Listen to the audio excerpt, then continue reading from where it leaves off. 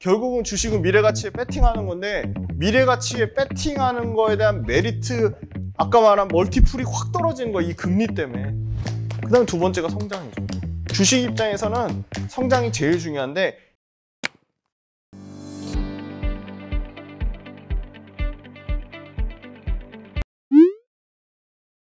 시가총액은 기업의 크기를 얘기해요. 크기. 아파트 매매가랑 같다.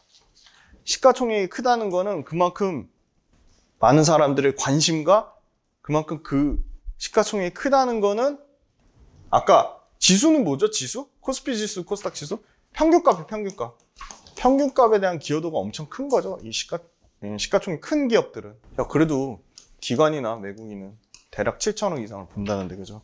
시장에서 기업이 얼만큼의 가치를 인정받는지를 나타내는 거예요, 시가총액.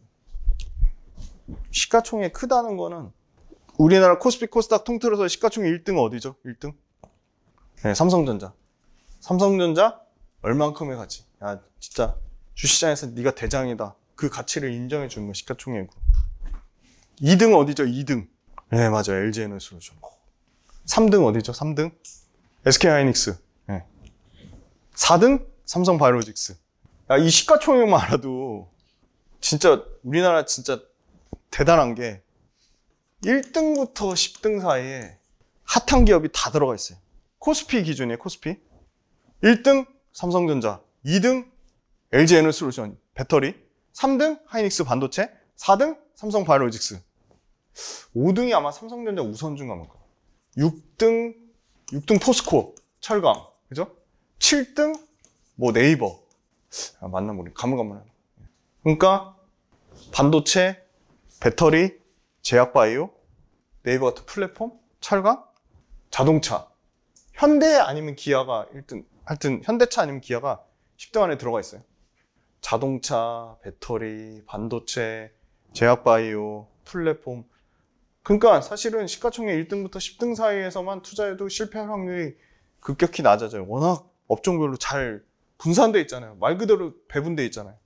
시가총액은 어떻게 구하냐. 주가에다가 기업의 총 주식수를 곱하는 거예요. 심플해요. P 곱하기 물량 Q예요.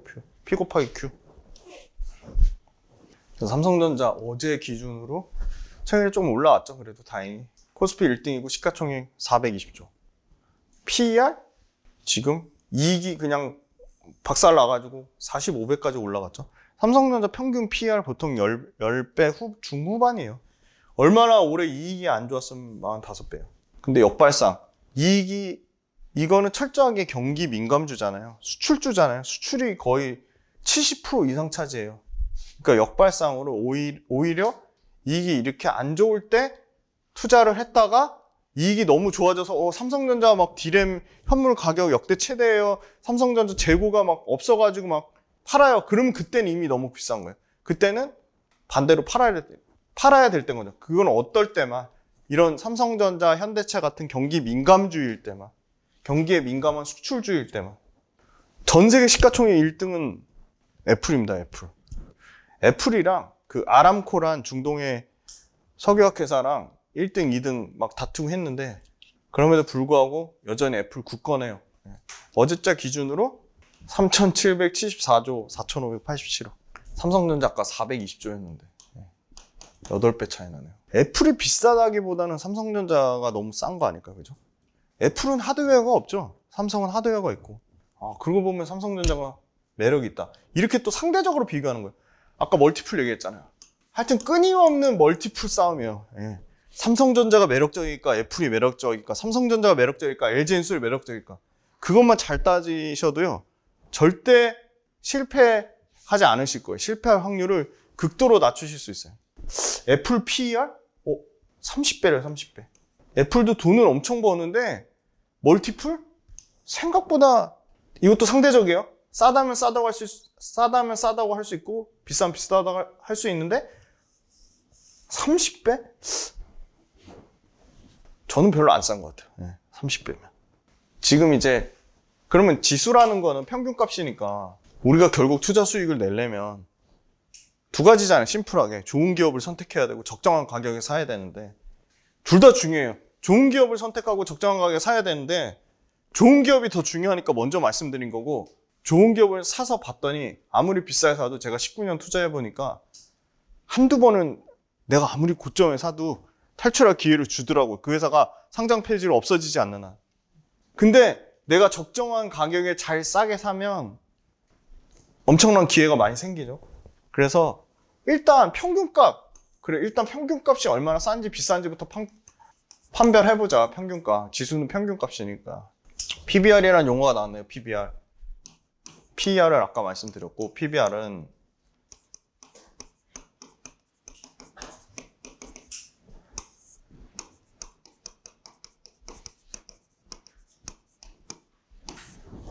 시가총액 나누기 자본총계. 그냥 이게 어려우면 그 회사가 가진 순자산가치, 시가총액 순자산가치로 나눈 거예요. 그래서 1이라는 거, 1배 기준이니까 그 회사가 갖고 있는 모든 유형자산이든 무형자산이든 그 자산을 다 판 그 자산 청산 금액이랑 시가총액이랑 똑같으면 1인 거예요. 근데 그 회사 자산을 팔았는데 시가총액보다 훨씬 많이 남아요. 그러면 코스피 지수에 속한 회사들의 자산을 다 팔았더니 시가총액보다 넘는 더 큰 금액이에요. 그러니까 코스피 지수는 지수를 다 더했더니 뭐 2000조인데 코스피 지수에 포함된 회사들의 자산을 다 팔았더니 뭐 2500조다. 그럼 자산이 더 크니까 PBR 1보다 미만으로 떨어지겠죠. 대략적으로 봤더니 또 이것도 100%는 아닙니다. 근데 상당히 높은 확률이에요. 0.8배 여태까지 지수의 큰 롱텀 흐름을 봤더니 0.8배 정도 오면 상당히 지수가 싼 구간에 들어섰더라. 저평가 영역에 들어섰더라. 그리고 자산가치로 봤더니 자산가치는 되게 데이터의 신뢰도가 높은데 이익은 변동성이 엄청 큰데 이 자산가치라는 건 대부분 자산은 유형자산, 무형자산 중에 유형자산일 텐데 유형자산이라 하면 부동산일 텐데 부동산은 이익처럼 막 그렇게 변동성이 크지 않잖아요. 그러니까 낮은 변동성이니까 아무래도 신뢰도가 더 높은데 보통 1.3배 이상이면 비싸다라고 평가를 받아요. 고평가라고. 너무 궁금하지 않으세요? 지금 딱 오늘 지금 딱 이 시점에서 코스피 지수의 자산가치 얼마일까요 지금? 다 보이나? 이 근처에 온 거예요 지금. 0.88. 0.88이면 투자를 해야 될까요? 하지 말아야 될까요? 가격적인 메리트가 엄청 생겼으니까 공격적으로 하셔야죠. 그죠? 0.88. 야, 뭐 언제 1.3배가 된 적이 있어? 아, 당연히 있죠. 지수가 3,000을 넘어갔잖아요. 넘었을 때가 있었잖아요. 우리 코로나 때. 그땐 1.3이 뭐예요? 1.47였어요. 그러면 우리가 그냥 심플하게 이 안에서 아주 영리하게 0.8에 가까워지면 비중을 확 늘리고 1.3에 가까워지면 비중을 확 줄이고 스마트하게 하는 거죠. 왜? 이게 굉장히 19년 된 데이터 평균 내용값을 말씀드리는 거예요. 이거. 이 영업 노하우입니다. 이거 진짜. 네. 그럼 똑같이 한번 집에 가서 한번 구해보세요. 코스닥은 대략 어느 정도가 저점일까? 힌트를 드리면 2008년도 금융위기 때 코스닥 PBR이 얼마였을까? 대략 나오겠죠? 2008년도 금융위기, 2008년 9월, 뭐 요 시점, 10월, 뭐 요 시점의 평균가. 그리고 코스닥도 최고점 찍었을 때가 코스피 3,300 찍었을 때 코스닥도 최고 찍었잖아요. 그때 PBR은 얼마였을까? 그럼 이 밴드 구간이 나오죠. 그 다음에 이 배당. 배당은 우리나라 주식이 후진, 뭐 거버넌스가 별로다, 뭐 배당 안 준다 말들은 많지만 우리나라 기업들이 좋아지고 있어요. 좀 배당 좀 팍팍 많이 줘야 되는데 그래도 개선되고 있다. 그게 핵심이에요. 배당은 좋아지고 있다. 배당 그냥 이자에 이자. 주식을 갖고 있으면 그 지분 가치에 따라서 돈의 일부를 주식으로 줄 수도 있고요. 돈, 현금으로 줄 수도 있어요. 그래서 어디에 나오냐면 분기보고서, 사업보고서. 워렌 버핏은 이 하는 일이 하루 중에 그냥 이 사업보고서 읽는 거 저도 좀 따라해본다고 사업보고서 하루 종일 읽었는데 너무 지루하고 재미가 없어요. 그래서 사업보고서 플러스 뭘 하셔야 되냐면 최신 뉴스 검색. 손품을 미친 듯이 파시잖아요. 그러면 돈을 버실 수가 있어요. 약 파는 게 아닙니다, 진짜. 손품을 파셔야 돼요. 검색이 너무 잘 돼 있잖아요. 최신 뉴스 검색. 그래서 사업보고서에 배당 성향, 주당 배당금, 배당 수익률.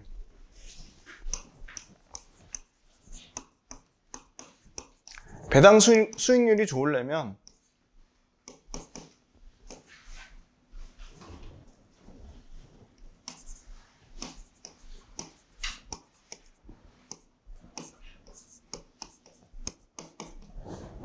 심플해요. 배당금 나누기 주가. 배당금을 많이 주거나 주가가 떨어지면 배당 수익률은 커지죠. 주가가 떨어지거나 배당금. 내가 배당 투자를 할 거면 주가 떨어지면 너무 감사해야 돼요. 너무 고마워야 돼요. 와, 내 배당 수익률이 막 엄청나게 올라가구나. 또 배당 투자에 대해서 또 부정적으로 얘기하시면, 야, 배당 수익률 5% 먹으려다 주가가 15% 빠진다. 맞아요. 그럴 수 있어요. 네, 그럴 수 있어요. 그거 감안해야 돼요. 지나가다 보면 고려할 때 고려하세요. 그거 아시나요, 여러분? 고려 신용정보라고. 빚진 돈 떼어드립니다. 그 채권 추심이라고 하거든요. 그 채권 추심하는 업체, 자랑하는 건 아니고 그냥 예를 들어 설명해드린 거예요. 그냥 예를 들어 그 고려 신용정보가 제가 2009년도 그때 가격이 550원대였어요. 근데 이 회사가 그때 배당을 얼마를 줬냐? 대략 한 40원을 줬던 것 같아요. 돈이 없으니까 저도 직장 뭐 2년 차 뭐 이럴 때니까 고려신용정보를 한 1,000만 원을 샀어요. 주가 그냥 떨어질 때마다 배당금 너무 많이 주니까 주가 오르고 내리고는 하나도 안 따졌어요. 그래서 하여튼 제 딴에는 진짜 큰 돈이었죠. 이거 09년에 1,000만 원 고려신용정보 이거 배당만 보고 산다. 고려신용정보 회사를 더 디테일하게 공부했으면 그렇게 공격적으로 못 샀을 것 같아요. 근데 그래도 고려신용정보는 일단 적자나는 회사는 아니었고 매출과 이익이 늘어나는 회사인데 배당을 09, 10, 11 줄이지 않고 계속 늘리거나 유지하거나 최소한 줄이지는 않았어요. 늘리거나 유지하거나. 그랬더니 이 회사를 8년인가 9년 갖고 있으니까 내가 연간 받는 배당금으로 원금이 딱 되더라고요. 그럼 그때부터 내 마음은 너무 편하잖아요. 난 아무것도 안 했는데 그냥 갖고만 있었는데 배당금으로 매달 꼬박꼬박 연 8%씩 넣어주니까 와 진짜 너무 행복하더라고요. 그래서 그냥 계속 갖고 있었어요. 계속 배당 받으면서. 그래서 제가 언제 팔았냐? 2021년에 팔았나? 557원 평당가인데 7,000원에 팔았어요. 근데 미치죠? 이게 16,000원까지 갔어요. 근데 이거 상관 안 해요. 아무 관심 없어요. 나는 배당으로 내 원금 다 챙겼으니까. 이런 사례도 있다. 그러니까 그래서 이 배당은 무시 못할 아주 강력한 주식 투자의 아주 모멘텀이 된다. 아, 부동산 뭐 주나요? 아, 부동산 임대 받을 수 있죠. 그럼 그 임대 받으려고 또 얼마나 비싼 부동산을 사야 돼요, 그죠? 그래서 배당을 또 제가 갖고 왔습니다. 배당 성향이 있고, 배당 수익률이 있고, 배당금이 있죠. 당연히 배당 성향 꾸준히 안정적으로 올라가는 게 중요한 거고요. 배당 수익률 당연히 커지는 게 좋은 거고, 배당금 꾸준히 올라가는 게 중요한 거죠. 근데 기왕이면 그 배당 주는 회사의 업황도 봐야죠. 업황, 산업의 현황도. 자, 건설회사들 막 박살나고 있죠. 지금 건설회사 좋나요, 지금? 뭐 미분양도 나오고, 그죠? 또 아파트 또 잘못 지어가지고, 그죠? 아, 이거 네이버 증권 들어가셔가지고 국내 증시 누르신 다음에 배당이란 탭이 따로 있어요. 그러니까 아무튼 배당 성향이든 수익률이든 배당금이든 안정적으로 늘어나야 되는데 업황까지 같이 봐야 된다. 그죠? 그래서 봤더니 그래도 나름 배당금을 줄이지 않고 늘리거나 유지되는 회사들의 좀 지저분해 보이긴 하지만 빨간색으로 표시를 해온 거네. 볼만한 회사들. 금호건설. 망할 일은 없는데 500원, 800원. 배당 수익률로 쳐도 9.88. 나쁘지 않은 거죠. 근데 이 퀘스천 마크. 건설 불안해. GS건설. 1,000원, 1,200원, 1,300원? 어떻게 보면 금호건설보다 더 좋은 모습이죠. 꾸준히 배당을 늘리고 있어요. 수익률은 다소 떨어지긴 한데, 근데 GS건설 뭐야? 그 아파트 개판으로 짓고 그저 막 부실. 이것도 퀘스천 마크. 대신증권. 증권회사 요금 먹지만 개인 투자자 이제 900만 시대고 1,300만, 1,500 결국 개인 투자자 2,000만 시대로 가면 증권회사는 망하지 않을 것 같아. 난 증권회사로 매매 수익률은 모르겠고 나는 그래도 배당은 받을래. 아까 제가 고려할 때 고려하세요처럼.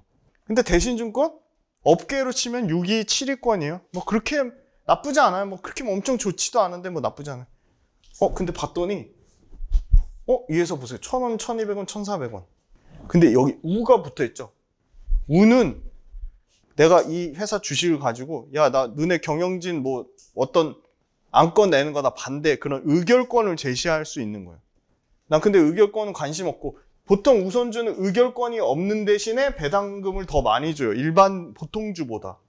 그래서 배당주 관점에서 우선주 투자하는 거 아주 좋은 전략이에요. 단 50원이라도 더 주니까. 근데 문제는 거래가 잘 안 돼요. 보통주는 활발하게 거래되는데 우선주는 잘 거래가 안 돼요. 근데 그럼에도 불구하고 대신증권 나름 증권사 중에 6위 7위니까 대신증권 우선주가 거래가 안 된다는 얘기 전 들어본 적이 없어요. 야, 난 대신증권 한 40만 주 살 거야. 그러면 안 될 수도 있어요. 그 다음에 또 제가 봤을 때 꾸준히 늘리는 게 이 동부건설. 근데 동부건설도 건설 쪽에서 퀘스천 마크. 모범답안 드리는데 참고만 하시라. 저 같으면 이 중에 고르면 대신증권 이 우비를 배당주 관점에서 할 것 같아요. 금호석유 우선주, 동아타이어, 한양증권, 하나금융지주. 특징이요. 배당 많이 주는 회사들은 제가 진짜 싫어하는 업종 중에 이 금융주예요. 성장이 없는. 근데 배당은 잘 줘요. 꾸준히 줘요. 보세요. 한양증권만 해도 여의도에 지점 딱 하나 있어요. 350원, 750원, 900원. 이런 회사도 왜 이렇게 배당 많이 줄까? 최대 주주가 많이 갖고 있어요. 최대 주주가 지분을 많이 갖고 있으면 자기는 자기 지분만큼 배당을 가져가잖아요. 그죠? 그럼 메리트가 있는 거죠. 동아타이어 500원, 800원, 1,000원. 타이어 잘 될까? 동아타이어가 업계에서 순위가 어떻게 되지? 그런 걸 따져보는 거죠. 하나금융지주 2,100원, 1,850원, 3,100원. 이때 줄었긴 했는데 작년에? 이건 다 작년 22년 기준이에요. 엄청 늘렸네. 그럼 올해 줄일 수도 있고 늘릴 수도 있고. 그러면 이 평균값을 계산해 보는 거예요. 평균값 대비 현재 수익률이 어느 정도인지. 네. 삼성카드. 좋아요. 1,600원, 1,800원, 2,300원. 배당 수익률 8%. 나쁘지 않아요. 삼성카드가 망할 것 같진 않아요. 그러면 생각해 보는 거죠. 8.1%를 보고 삼성카드를 투자할까? 쌍용 C&E. 옛날 쌍용양에 420원, 440원, 440원. 건설 자재잖아요. 그럼 건설 경기에 따라 영향을 받겠죠. 그러면 배당 수익률 측면으로 봐도 쌍용 C&E보다 삼성카드가 낫고 쌍용 C&E도 사실 시멘트 업계 1등, 2등 왔다 갔다 하는 회사니까 그렇게 따지면 둘 다 업계 1등, 2등이긴 한데 카드가 그래도 쌍용 C&E보다는 그리고 쌍용보다는 삼성이 더 대기업이잖아요. 그렇게 또 비교해 보시는 거예요. 나는 그래도 건설 너무 불안해. 카드가 난 것 같아. 그렇게 또 상대적으로 비교를 따져봐서 삼성카드가 괜찮은 것 같다. NH투자증권 우선주. 대신증권보다는 순위가 위죠. 근데 배당 수익률은 7.81%예요. 그럼 생각을 해보는 거죠. 나 대신보단 그래도 NH투자인데. 그럼 때를 기다리는 거예요. 대신증권 정도 배당 수익률이 올라올 때까지 NH투자증권 우선주를 타겟으로 정하고 NH투자증권 우선주가 올 때까지 그 한 9%대 배당 수익률이 올 때까지 기다리는 거죠. 안 와? 그럼 그건 내 몫이 아닌 거예요. 그럼 포기. 네, 여기 이제 코스닥이니까 생소한 회사들 나오죠. 크레버스, 메가스터디. 메가스터디는 아시죠? 메가스터디 아무리 애들 안 낳고 줄여도 사교육 시장은 그렇게 쉽게 망하지는 않겠죠. 우리나라처럼 교육열이 진짜 미친 교육열인 데가 없잖아요. 근데 1,000원, 800원, 2,000원. 평균 내도 대략 한 1,500원 이상은 줘요. 배당 수익률 10% 가까이 되네요. 네. 여기 있구나. 9.6% 되네. 이게 지금 두껍게 했는데 450원, 600원, 600원이요. 꾸준히 줄지 않고 늘어나면서 배당 수익률도 9%대다. 상당히 높은 배당 수익률이다.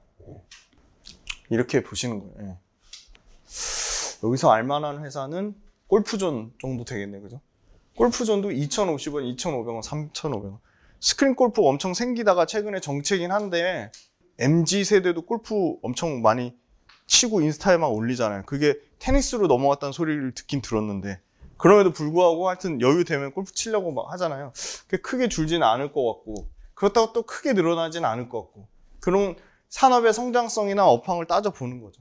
근데 배당 수익률은 꾸준히 늘리고 있어요. 왜? 골프존의 최대 주주 김씨 일가가 이거 지분 많이 갖고 있으니까 배당 성향이나 그걸 줄일 일은 없겠죠. 24% 적정한 수준이에요. 이 정도 30% 아주 좋은 거고. 그러니까 너무 낮아도 안 되고 너무 높아도 안 돼. 왜 그럴까요? 회사에서 번 돈을 재투자들하고 회사를 업그레이드하고 개발해야 되는데 그거 개발은 안 하고 전부 그냥 주주들한테 돈을 다 100% 갖다 줘요. 그래서 적정 성향이라는 게 있는데 저는 그래도 40% 넘으면 너무 과하다. 막 50% 아까 보니까 회사 개발은 자기 개발은 안 하고 그냥 온통 배당만 주는 거예요. 뭐 네오티스 서호전기는 왜 그 철도에 들어가는 통신 수신호 제어하는 시스템 안에서 그쪽 1등이에요. 굉장히 좋은 회사인데 거기도 R&D 투자하고 설비 개선하고 품질 개발하고 그렇게 해야 되는데 66%로 배당을 줘요. 이거 과한 거죠. 돈 버는 거 족족 다, 물론 돈 버는 거 족족 다 주주들한테 배당으로 돌려주면 회사가 엄청 좋을 것 같지만 그건 또 아니에요. 왜? 배당은 부차적인 거고 결국은 주식은 제일 큰 거는 미래 가치에 대한 배팅이랄까요. 성장성에 대한 배팅. 주가를 떨어뜨리는 요인을 한번 볼게요. 금리는 뭐죠? 이자잖아요, 이자. 돈의 값이에요, 돈의 값.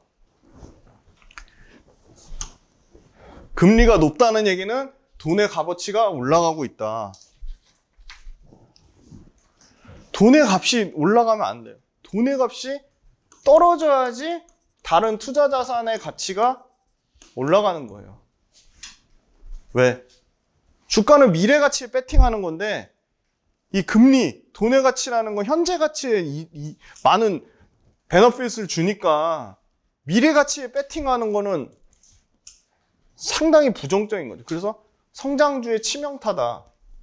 물론 미국의 빅테크 회사들 구글, 애플, 아마존, 메타, 테슬라 또 뭐 있죠? 빅테크? 갑자기 생각나요. 마이크로소프트 이런 회사들은 현금을 어마어마하게 쌓아놓고 있으니까 사실 금리 관심 없어요. 그런데 우리나라 지금 미친 듯이 폭풍 성장하고 있는 배터리 회사들은 금리가 무지 중요해요. 회사들이 자체적으로 돈 벌어서 쌓는 현금, 영업활동 현금 흐름은 계속 꾸준히 개선되고 있지만 이걸로 못 채워요. 너무 부족해요. 그래가지고 결국 외부에 이자를 주고 외부 자금을 차입해서 조달해서 쓰는 거예요. 그러려면 금리가 싸야죠. 외부에서 돈 들어오려면 이자가 싸야지. 이자도 결국은 다 이런 회사들 입장에서는 비용으로 나가는 거니까. 그래서 성장주한테는, 특히나 우리나라 성장주한테는 이 금리가 상당히 중요해요. 뭐 금리가 뭐 절반이 뭐예요? 70% 이상 성장주의 직격타, 치명적이에요. 배당 유가 기름값 아시죠? 대표적 영향 1순위 금리. 그래서 아니 우리가 미국 금리 올리는 게 뭐가 그렇게 중요해? 우리 가격 중요한데 뭐 페드 연방준비위원회가 금리를 올렸다 어쨌다 미국 국채 10년물 국채 금리가 몇 프로다 그걸 그렇게 하는 이유가 결국은 주식은 미래가치에 배팅하는 건데 미래가치에 배팅하는 거에 대한 메리트 아까 말한 멀티플이 확 떨어지는 거야 이 금리 때문에. 그 다음에 두 번째가 성장이죠. 주식 입장에서는 성장이 제일 중요한데 이 성장을 누르는 게 금리가 누르기 때문에 금리를 처음으로 놓은 거예요. 근데 금리 인상이라고 또 무조건 주가가 하락하는 건 아니에요. 결국은 속도가 중요하다. 속도. 속도가 제일 중요하다. 부동산 버블일 때도 금리는 계속 올렸어요. 자, 지금 시점에서 빵에서 시작해가지고 5.5까지 올렸죠. 미국에서. 우리나라 금리 얼마죠? 우리나라 3.5. 여기서 더 JP모건에서 막 그 다이먼 회장이 7%까지 올린다는 얘기 막 부정적인 얘기를 막 쏟아내죠. 주식시장의 부정적인 얘기. 근데 여기서 더 올릴 수 있을까요? 금리를 올린다는 건요, 경제에 대한 자신감이에요. 경제가 좋아지니까 금리를 올린다는 건데, 자, 보세요. 올해보다 내년에 경제가 또 엄청 좋아질까요? 안 좋다는 의견이 훨씬 더 설득력이 있고 더 대부분이 다 내년에, 우리나라 경기 내년에 엄청 좋아질까요? 네. 그래서 금리를 올리기가, 왜? 경기예요, 경기. 금리는 결국. 경기의 눈치를 엄청 보고 올릴지 말릴지를 결정하는 거예요.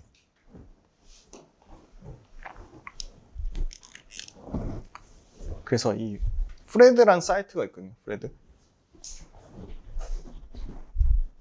돈의 값인데 금리에 가장 중요한 영향을 미치는 이 인플레이션, 물가 상승. 네. 물가 상승. 이 물가 상승을 잡기 위해서 금리를 올리는 거예요. 그래서 프라이스 인덱스. 네. 75년, 80년, 90년, 2000년 초반, 2008년, 2020년. 네.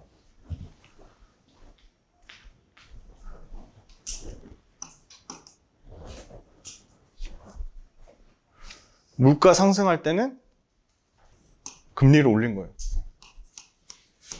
물가를 잡기 위해서. 물가 떨어지면 금리 내려요. 그래서 물가 지금 난리 났잖아요. 주식시장 박살났을 때 물가 인플레이션 미국 기준으로 보면 9%대 9.2%까지 올라갔죠. 왜 이렇게 올라갔을까요? 취업 안 해도 정부에서 돈을 막 뿌린 거예요.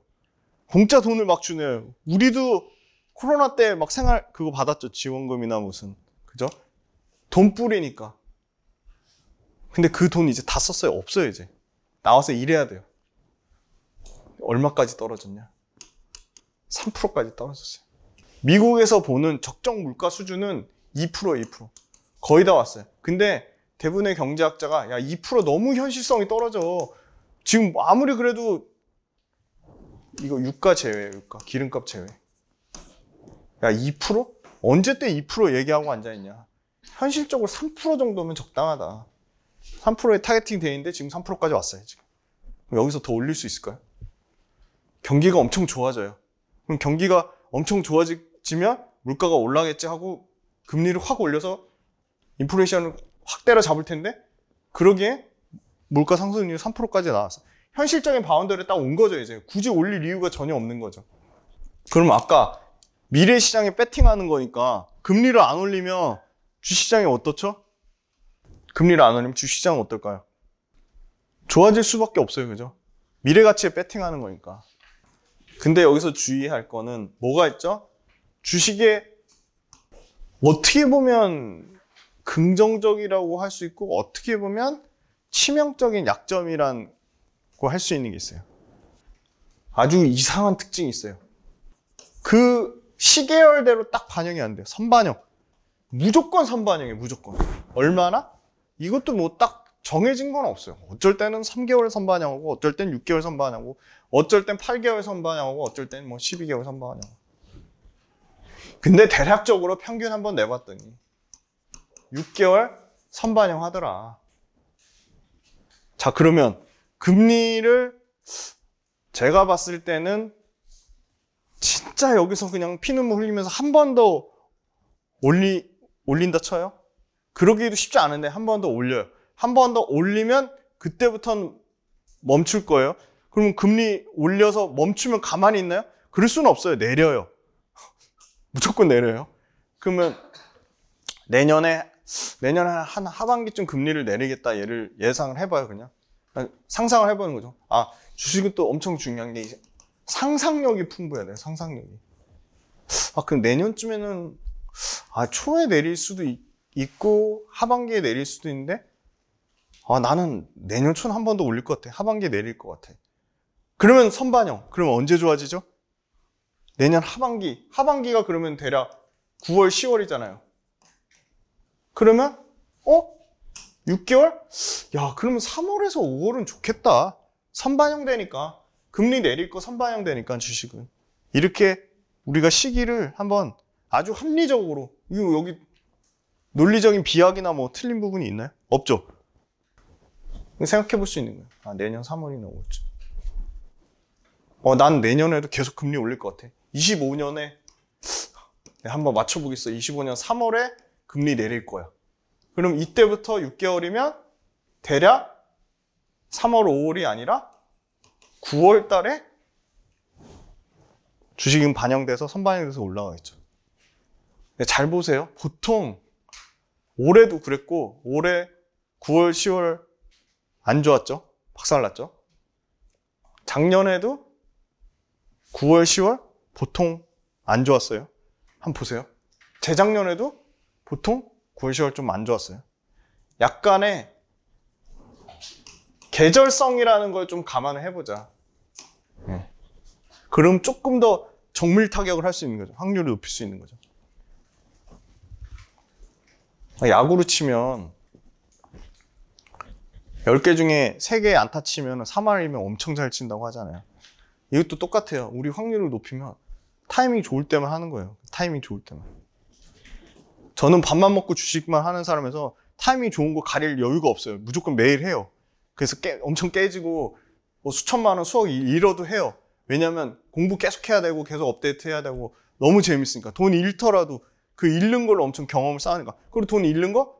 또 다시 좋은 투자해서 또 벌면 되니까. 그런 확신이나 자신감이나 레퍼런스가 쌓여 있으니까. 장단기 금리차 역전.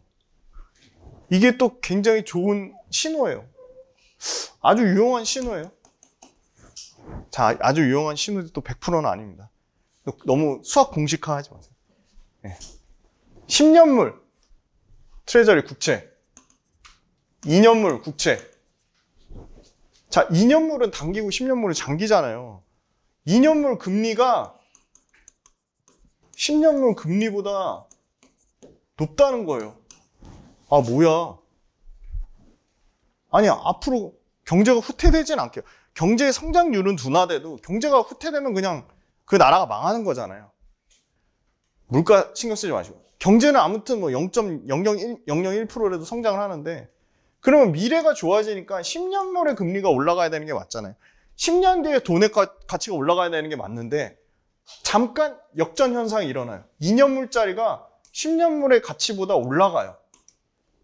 그 말은 무슨 말이냐? 앞으로 이 장단기 금리가 역전된다는 얘기는 앞으로 6개월에서 1년 안에 경기가 나빠지겠구나. 단기가 더 좋다는 얘기는 단기 국채가 장기 국채보다 금리가 역전된다는 거는 앞으로 경기가 나빠지겠구나. 그래서 가끔 이렇게 0을 기준으로 마이너스 됐다는 거는 역전됐다는 거예요. 이렇게 역전되는 현상이에요. 80년대는 뭐 이때는 뭐 그냥 그죠? 요때 지금 22년 이때. 그러니까 대략 22년 하반기에 장단기가 역전됐네. 장단기 금리차가 역전됐네. 그럼 이것도 시차. 바로 경기가 나빠지는 게 아니라 이것도 대략 장단기 금리차 기준으로 한 6개월에서 12개월 뒤에 나빠져요. 그러면 요걸 딱 대입해 보면 6개월에서 18개월. 그러면 대략 보면 아, 내년 초에는 경기가 나빠지겠구나. 근데 경기가 나빠지는 거랑 아까 그거랑 약간 상충되죠. 경기가 나빠지지만 주식은 선반영되는 거니까 둘 중에 어느 거에 상대적인 가치가 높을까? 그건 내가 심각하게 고민을 해봐야 되는 거죠. 장단기 금리가 역전됐을 때 98년 6월, 2005년 12월, 2019년 8월 그 기점으로 18개월 동안 오히려 이때는 370% 올랐네요. 이때는 23개월 동안 49% 올랐고요. 이때는 5개월 동안 12% 올랐어요. 그러고 나서 21개월 동안 55% 하락했어요. 16개월 동안 49% 하락했어요. 4개월 동안 20% 하락했어요. 네.